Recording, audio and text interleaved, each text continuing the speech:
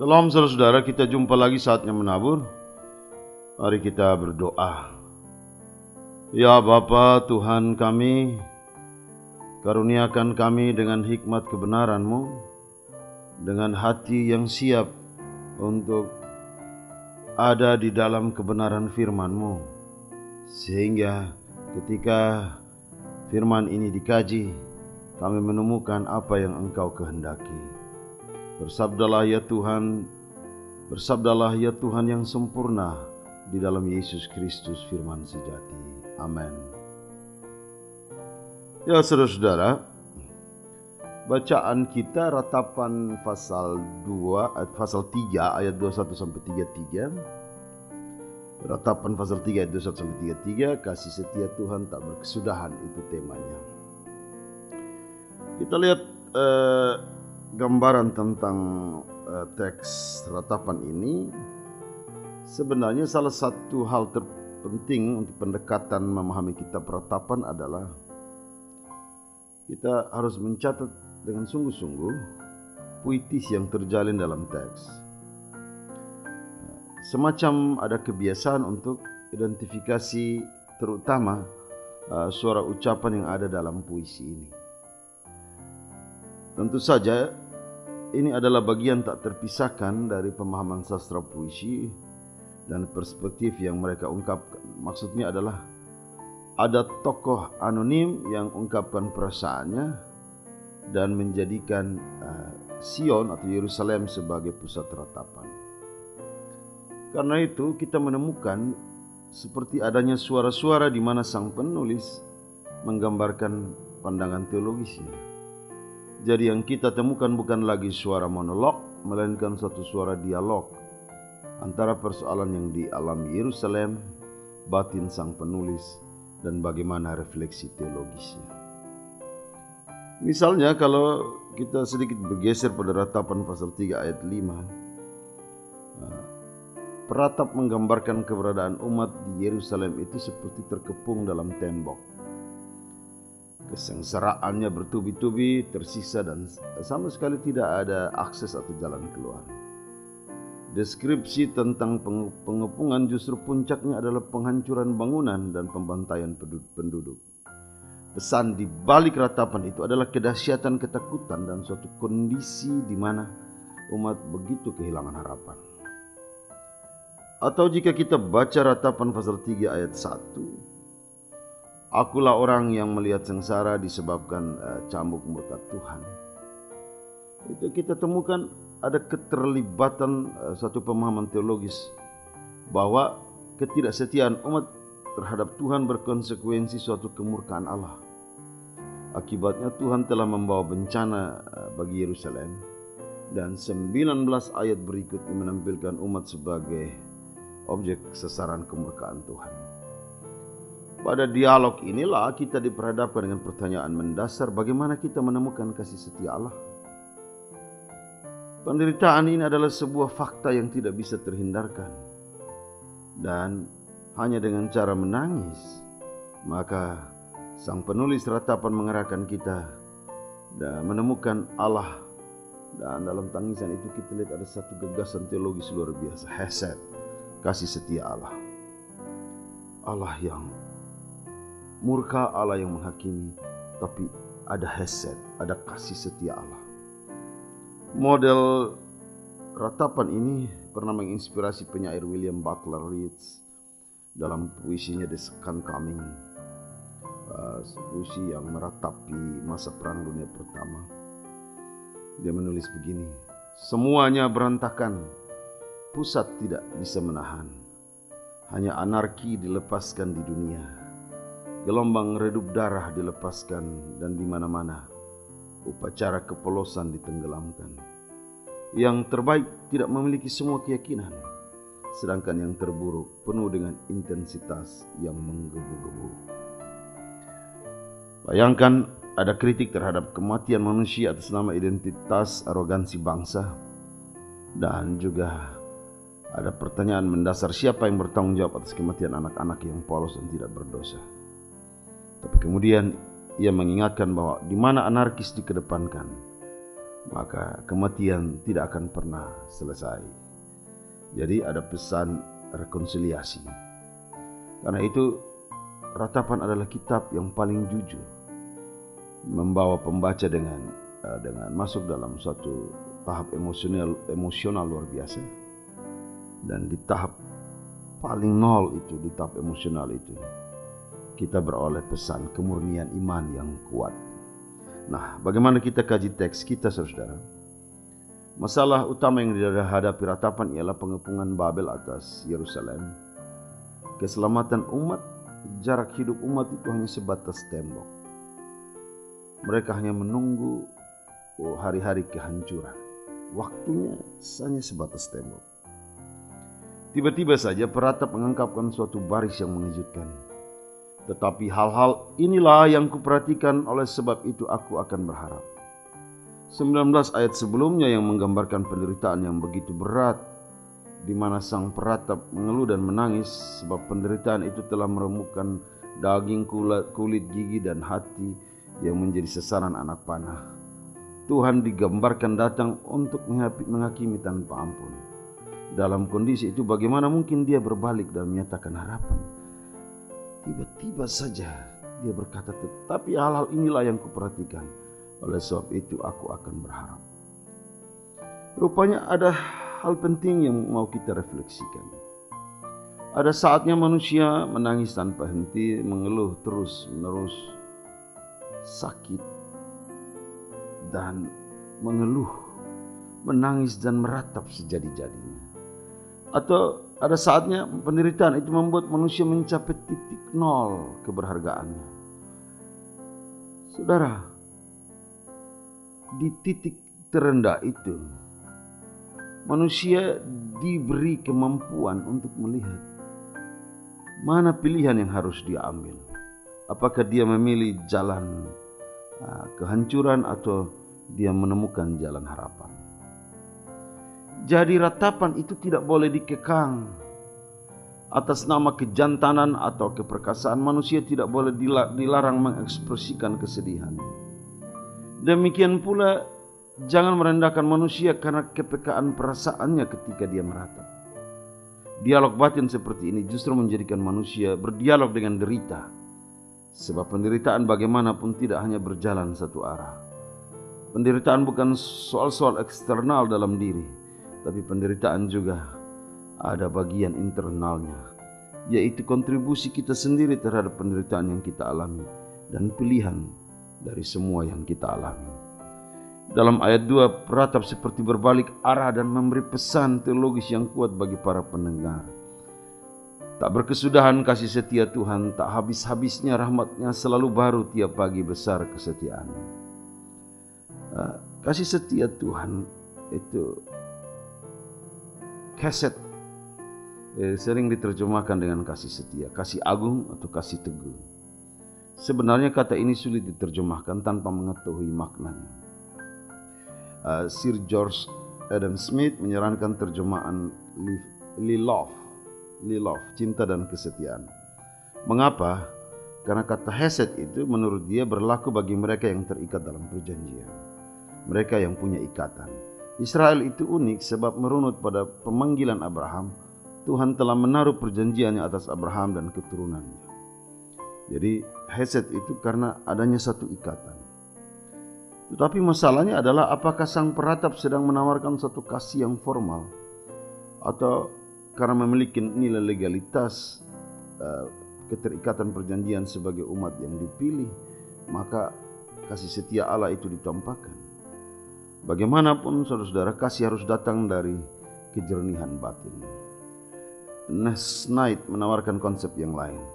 Menurutnya kata keset ada kaitan dengan kata catur dalam Yeremia 2 ayat 2. Tuhan ingat akan kasih Israel pada waktu muda, dan cara Tuhan mengungkapkan kasih-Nya tidak melupakan Israel yang dianalogikan seperti pengantin. Konsep ini menekankan akan daya tahan kasih menghadapi berbagai ancaman ketidaksetiaan. Sebagai pasangan, ketidaksetiaan menuntut keadilan. Namun di sisi lain, kasih meminta ketabahan. Penderitaan yang dialami umat sebagai bentuk keadilan. Keadilan yang harus dilaksanakan oleh Tuhan. Namun Tuhan sendiri yang memutuskan ujung dari keadilan itu. Penulis Ratapan sangat optimis bahwa karena kasih setia Tuhan tidak berakhir, maka sejarah penderitaan akan berbalik menjadi sejarah kebahagiaan. Sejarah Israel yang panjang di masa lalu, mereka pernah mengalami hukuman dari Tuhan. Namun mereka juga menemukan Tuhan yang mencari dan mengampuni mereka. Ini yang tidak akan pernah berubah dari Tuhan, suatu sikap optimis iman. Sama seperti penderitaan yang ditangisi, maka keadilan Tuhan juga perlu diekspresikan untuk menemukan kemurnian dari kasih itu sendiri. Dengan demikian, kasih Tuhan memang tidak pernah berubah. Itulah jalan pengharapan yang hendak dikatakan penulis Ratapan. Dan kita tahu bahwa keset sebagai kasih yang besar, kasih Allah bagi umatnya yang tampak ada didahului dengan keadilan, membiarkan Babel menghancurkan mereka. Namun sejarah juga membuktikan bahwa di masa depan Tuhan yang pernah murka dan menghukum, menghakimi, Dia juga adalah Tuhan yang kemudian memulihkan umatnya, membawa mereka kembali dan memberkati mereka di Yerusalem. Selanjutnya ungkapan Kadas Boker itu lebih mengacu pada fajar baru, selalu baru tiap pagi. Tapi Kadas Boker itu lebih memberi pengertian seperti fajar baru setiap hari. Fajar setiap hari baru dapat dilihat sebagai simbol cahaya Tuhan yang menerobos kegelapan dan rahmat-Nya mengatasi masalah yang kita alami. Fajar baru itu kadang diterjemahkan seperti busur, tanda kasih setia Allah yang Tuhan tampakkan di langit, sebagai tanda bahwa cahaya Tuhan menerobos kegelapan dan rahmat Tuhan akan mengatasi masalah yang kita alami. Setiap pagi, ketika pagi itu tiba, itu sama dengan satu demonstrasi anugerah Tuhan. Setiap pagi itu tiba, ada satu awal baru di mana kesuraman harus pergi. Kita hanya perlu melihat nafas di paru-paru kita, matahari yang menyinari kita, atau hujan yang turun untuk menyuburkan tanah. Belas kasihan Tuhan terus datang kepada kita tidak melalui banyak manifestasi. Tidak ada tanggal kadaluarsa atau belas kasihan Tuhan kepada kita, itu tidak ada batasnya. Rahmat-Nya selalu baru setiap pagi. Karena itu tidak berkesudahan dan selalu tersedia bagi mereka yang berada dalam pergumulan yang berat, bagi mereka yang mengalami pasang surut, dan bahkan bagi orang muda yang berada dalam kondisi lelah dan letih. Bandingkan Yesaya 40 ayat 30. Tuhan yang setia itu dapat membuat kita melampaui semuanya. Dengan terbitnya fajar setiap hari, datanglah sekumpulan kasih baru yang tersedia bagi kita. Belas kasihan Tuhan dicurahkan dari gudang yang tak terbatas. Rahmat-Nya tidak akan pernah habis. Beberapa pagi kita bangun di sisi tempat tidur. Mungkin kita bangun dengan banyak persoalan. Tetapi ketahuilah bahwa ketika kita menikmati fajar baru, tanda pengampunan Allah juga sedang menyertai kita. Nah, di sanalah saudara-saudara, perenungan rahmat itu harus membuat kita terus masuk ke dalam kemurahan Tuhan. Sebab di sanalah kemurahan Tuhan menunggu kita. Setiap pagi kemurahan Tuhan menunggu kita. Dan kemudian ada satu bagian yang memperkuat harapan yang dibangun oleh sang peratap. Kemurahan Tuhan tidak akan pernah berakhir. Hebatnya, kata rahmat didasarkan pada kata Ibrani untuk konsep rahim.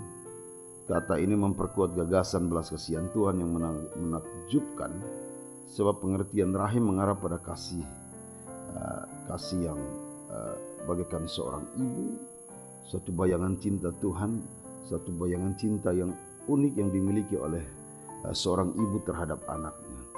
Jika dalam gagasan teologi penciptaan Tuhan menciptakan manusia, maka penulis Ratapan membangun gagasan yang lebih kuat. Tuhan bukan hanya mencipta, tetapi dari kedalaman kasih-Nya Ia melahirkan kita. Kita adalah anak-anaknya yang tidak bisa ditukar dengan harta atau tidak bisa digantikan dengan identitas apapun. Di tengah rasa sakit tertentu di dalam hidup, kita harus memusatkan pikiran kita pada kasih rahim Allah kita yang tak terpatahkan dan aktif itu. Hanya dalam cinta itu kita akan menemukan harapan dalam keputusasaan kita, menemukan janji kegembiraan dalam kesedihan kita.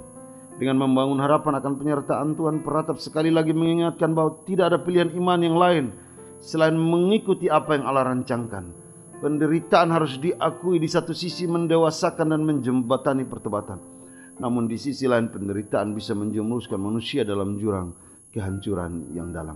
Pada posisi ini, jalan mana yang harus kita pilih? Pilihlah apa yang benar.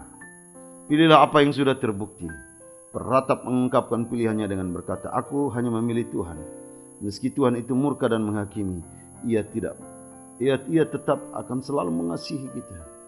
Ungkapan seperti Tuhan itu bagian jiwaku, Tuhan itu kepastian bagi mereka yang berharap, dan Tuhan itu adalah pertolongan satu-satunya.